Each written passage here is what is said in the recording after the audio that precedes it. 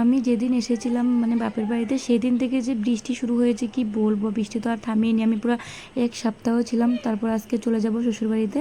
তো আমি এখন রেডি হয়ে গেলাম, তো ভাত খেয়ে নেব। তো ভাত খেয়েছি আমি লতি দিয়ে, মাছের মাথা দিয়ে বানানো হয়েছে, ঝিঙ্গে আলু দিয়ে, মাছ দিয়ে। তারপর দেখো আমি ভাত খেয়ে রেডি হয়ে গেলাম, তো বিদ্যারানীকেও রেডি করে দিলাম। আর আমার ভাগ্নিটা ছিল আজকে বার্থডে। তারপর আমি যাওয়ার কথা ছিল সকালে, তো বৃষ্টির কারণে যেতে পারিনি। তো মানে বৃষ্টি কমবে কমবে বলে কমেই নি। তারপর সন্ধ্যার আগে আমি ঘরে গিয়েছিলাম, তাও টোটো করে বাইকে যেতে পারিনি বৃষ্টির জন্য। আর দেখো আমার বাবু মনে এখান থেকে জল ঢালছে, ওখানে রাখছে। তারপর দেখো আমি ওকে নিয়ে এখন বেরোবো আর কি। আর আমি 1 ঘন্টা আগে রেডি হয়ে বসে রয়েছিলাম, কারণ টোটোর জন্য। টোটো তো আর আসেইনি মানে তারপর দেখো বিদ্যারানীকে আমার বাবা নিয়ে বসে রয়েছে। আর মা আসার সময় লুচি ভেজেছিল, তো সেটা আমি খাইনি কারণ ভাত খেয়েছিলাম। তারপর দেখো আমরা সবাই মিলে একটু ভিডিও করে নিয়েছি। আজকে চলে যাবো বাড়িতে, ভীষণই মন খারাপ ছিল। তো দেখো সবাই রাস্তাতে দাঁড়িয়েছিল, আর আমি এখন গাড়িতে উঠে গিয়েছি। আর আমার মা বিদ্যারানীকে দেবে। তো দেখো আমি একে কুলে নিয়ে বসে গিয়েছি, আর এখন যাচ্ছি। বিদ্যারানীকে দেখো কি মিষ্টি লাগছে, আমি ওকে কী বানিয়ে দিয়েছি, পুরো চুন্নি দিয়ে ঢেকে দিয়েছি। আর এখানে দেখো আমাদের এখানে প্রচণ্ড বৃষ্টি হওয়ার কারণে দেখো অনেক জল জমে গেছে মাঠে। আর আমার ভাই দেখো বসে বসে ফোন দেখছে। আর আমরা তারপর দেখো এখান দিয়ে রাস্তাটা এত ভীষণই খারাপ ছিল কি বলবো। তার আগের দিন আমি এই রাস্তা দিয়ে গিয়েছিলাম, তখন তো বড় গাড়ি ছিল তাই পেরিয়ে গেছে। আর এগুলো তো ছোটো না, টোটোগুলো তো পেরোতে পারেনি। দেখো কত কষ্ট করে মানুষ সব নেমে তারপর হেঁটে হেঁটে গিয়েছে, আমি তো ভয়ে নেমেই গিয়েছিলাম। আর দেখো আমাদের টোটো যখন আসছিলো তখন একটা পাল্টি মারবে, তখন সবাই মিলে ধরে নিয়েছিল আর কি। মানে এরকম একটা অবস্থা হয়েছে, এত রাস্তা খারাপ ছিল। তারপরে দেখো আমি গাড়িতে উঠে গিয়েছি, এখন আমি চলে যাচ্ছি মানে বাড়ির দিকে। তারপর দেখো ওকে আমি কুলে নিলাম, ও ঘুমিয়ে গিয়েছিল। তারপরে এখন বাড়ি পাবো আর কি।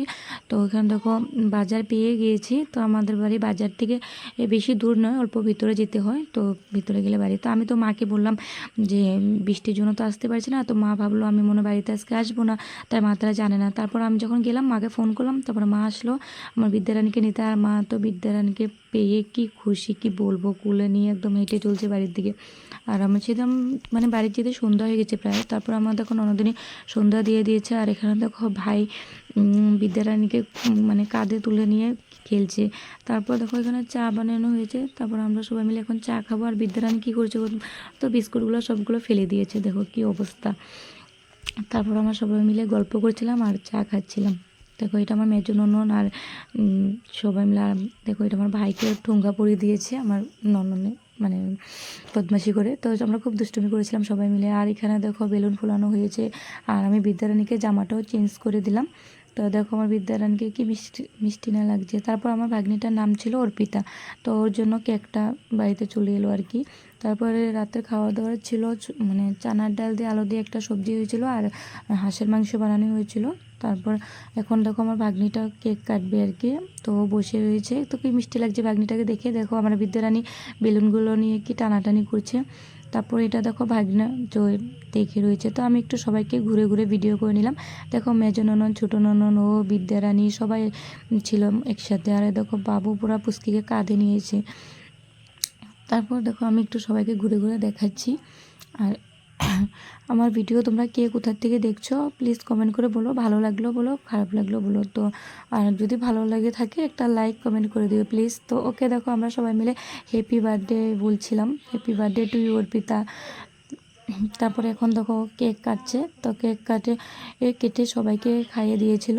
তারপর আমাকেও খাইয়ে দিয়েছিল দেখো, আর আমাকেও একটু লাগিয়ে দিয়েছে। তো বললাম আমি তোমাকে পুরো আমি ভরিয়ে দিয়েছি। তো দেখো কী অবস্থা। তারপর দেখো ওটা কেক কেটে নিয়েছে ওর মা, কারণ অর্পিতার ছোটো একটা ভাই ছিল আমার ভাগিনা, তো ওকে এখন খাইয়ে দেবে।